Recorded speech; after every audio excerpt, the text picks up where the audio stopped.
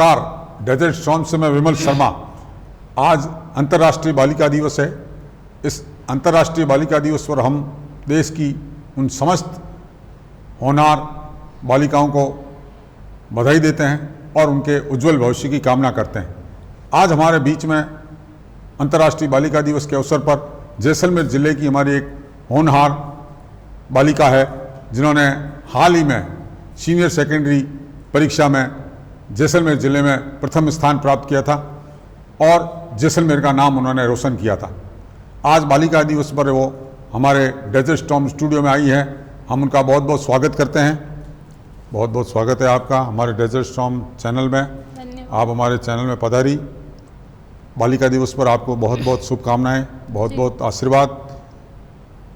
आप निश्चित रूप से बहुत मेहनत करके जब आपने ये मुकाम हासिल किया था कि जैसलमेर में आप प्रथम स्थान रहा आपका सीनियर सेकेंडरी में, तो आप हमें, हमारे दर्शकों को और हमें ये बताएं कि आपने किस तरह से मेहनत की थी ये स्थान प्राप्त करने के लिए।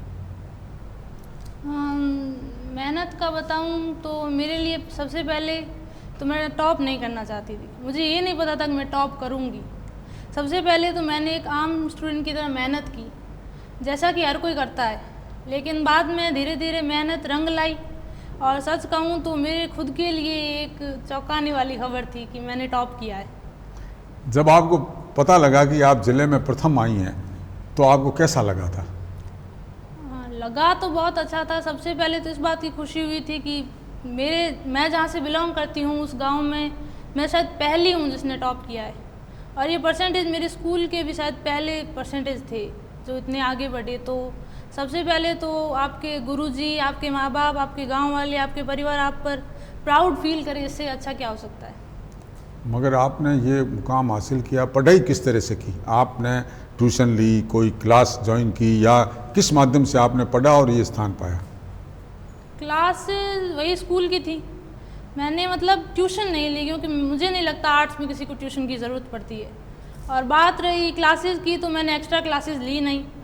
लेकिन सबसे ज़रूरी ये था कि मैंने हर एक कॉन्सेप्ट को ढंग से पढ़ा। मैंने ये नहीं कहा कि आज 10 घंटे पढ़ेंगे, आज जितने भी घंटे पढ़ेंगे कॉन्सेप्ट क्लियर करके पढ़ेंगे, और सबसे ज़रूरी यही था। आपको इस पढ़ाई के अलावा क्या रुचि है आपकी? किस क्षेत्र में आपका? पढ़ाई के अलावा पहले तो ड्राइंग में रुचि थी, लेकिन बाद में वो धीरे धीरे शौक छूट गया। लेकिन नया सीखने की रुचि है, ज़्यादातर लैंग्वेजेस में है, ज़्यादा लैंग्वेज सीखना, ज़्यादा से ज़्यादा भाषाओं का ज्ञान हो, वो सीखें, उस भाषा के माध्यम से देश विदेश सब में आप अपनी जानकारी ले सकें, विदेशों की भी, विदेशी भाषा के माध्यम से। एक चीज़ बताएं, आप पढ़ाई में किसको श्रेय देना चाहेंगी कि आपने खुद ने पढ़ाई की, उसके अलावा आपका किसका सहयोग रहा जिसको आप श्रेय देना चाहेंगी? पढ़ाई में लोग यही कहते हैं कि सबसे पहला श्रेय गुरुजी को जाता है, पर मेरे गुरुओं ने, मेरे परिवार ने, एक तरह से गुरुओं की मेहनत, परिवार का प्रोत्साहन, छूट कि ये पढ़ो और किसी चीज़ में ध्यान मत दो, और खुद पे विश्वास, इन सब को श्रेय देना चाहती हूँ। सबसे पहला श्रेय तो भगवान को ही है। एक बात है कि 11वीं के बाद में 12वीं की पढ़ाई से छात्र का एक जीवन तय हो जाता है कि उसको किस दिशा में जाना है। 11वीं तक की आपने पढ़ाई की, 12वीं से आपकी दिशा तय होती है कि आप डॉक्टर बनना चाहते हैं, इंजीनियर बनना चाहते हैं, सिविल सेवा में जाना चाहते हैं, वैज्ञानिक बनना चाहते हैं, जो भी बनना चाहते हैं।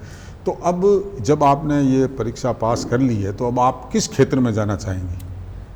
ज़्यादातर आर्ट स्टूडेंट भी यही करते हैं, लेकिन मेरा विशेष मन है कि मैं सिविल सर्विसेज में जाऊं, क्योंकि यही एक तरीका है जिससे आपके पास पावर भी होती है और आप लोगों की मदद भी कर पाते हैं। तो आप सिविल सेवा में जाना चाहती, तो सिविल सेवा में आपका आदर्श कौन है, या किस को आप महिला में आदर्श मान के आगे बढ़ना चाहती हैं? मेरा आदर्श लगभग आधी आबादी का आदर्श है। वो है हमारी माननीय कलेक्टर साहिबा टीना डाबी जी, जिन्होंने 2015 के यूपीएससी बैच में पहली रैंक हासिल की थी, जो कि पहले अटेम्प्ट में बहुत मुश्किल है। तो सच कहूँ तो मेरा पहला आदर्श वही है। उसके बाद में अगर मैं आदर्श की बात कहूँ तो आदर्श ज़्यादा बनाने से अच्छा है आप खुद आदर्श बनने का प्रयास करें। खुद आदर्श बने। आप एक चीज़ बताएं कि बालिका, जैसलमेर ज़िला वैसे भी शिक्षा क्षेत्र में बहुत पिछड़ा हुआ है। आपका जो गांव है वो मात्र 500 की आबादी, 600 की आबादी का गांव है, और आज भी गांव में अगर देखा जाए तो महिलाओं को पिछड़ापन है, महिलाओं को पढ़ाने में आगे उत्साह प्रोत्साहित नहीं किया जाता है, तो आप किन कठिन परिस्थितियों में आपको लगा कि मैं पढ़ाई करी हूँ, एक लड़की होने के नाते आपको कभी कठिनाइयों का सामना करना पड़ा हो? कठिनाइयों की बात करें तो सबसे पहली कठिनाई लोगों की यही लगती है कि हमारे घर से हमारा विद्यालय दूर है, लेकिन मेरे घर से मेरा विद्यालय दूर था नहीं, परिवार का सपोर्ट था। और बात रही कि सबसे पहली कठिनाई जो एक लड़की होने के नाते तो मुझे नहीं मिली, लेकिन एक स्टूडेंट होने के नाते मिली, वो थी मेरे स्कूल में टीचर्स की कमी। लड़की होने के नाते मुझे नहीं लगता मुझे कोई कठिनाई मिली। स्कूल में टीचर्स की कमी, ये तो निश्चित रूप से जैसलमेर ज़िले की एक समस्या है, बड़ी समस्या है। आपका सौभाग्य रहा कि आपको स्कूल भी आपके नज़दीक है, बाकी को यहाँ की बालिकाओं को पढ़ने के लिए कई किलोमीटर दूर पढ़ाई करने जाना पड़ता है। आपने उस कठिन परिस्थितियों में भी आपने पढ़ाई की और अच्छा मुकाम हासिल किया। अब आप क्या संदेश देना चाहेंगी बालिकाओं को कि वो किस तरह से पढ़ाई करे, किस तरह से आगे बढ़े? संदेश तो मैं बस यही देना चाहूँगी कि कोशिश करना ना छोड़े, क्योंकि सबसे ज़रूरी ये होता है कि आपको लगता है कि मैं ये नहीं कर पाऊँगी और फिर हम छोड़ देते हैं। कि कोई आर्ट्स लेता है, वो सोचता है मैं आर्ट्स नहीं कर पाऊँगा, साइंस में चला जाता हूँ। कोई सोचता है मैं कॉमर्स नहीं कर पाऊँगा, आर्ट्स में चला जाता हूँ। आप जिस भी विषय को लें उसे अंत तक समझने तक कोशिश कीजिए, आपको एक ना एक दिन वो समझ में आएगा। भले ही आपके नंबर कम बनते हैं, लेकिन आप संतुष्ट रहेंगे कि आपने अपनी पूरी कोशिश की, और जितना पढ़ा वो आपके पास अभी है, और सीखा हुआ ज्ञान व्यर्थ नहीं जाता। बहुत बढ़िया ज्ञान की बातें बताई चित्रांशी ने, और संदेश भी दिया बालिकाओं को, जो हमारे जैसलमेर ज़िला पिछड़ा हुआ है उनकी बालिकाओं के लिए, कि किस तरह से वो आदर्श स्वयं बने। आज हमारे बीच आप आई और डेजर्ट स्टॉर्म स्टूडियो में आपने समय दिया, आपका बहुत बहुत धन्यवाद। आप और प्रगति करें, आगे बढ़ें, ये हमारी शुभकामनाएं। धन्यवाद। धन्यवाद।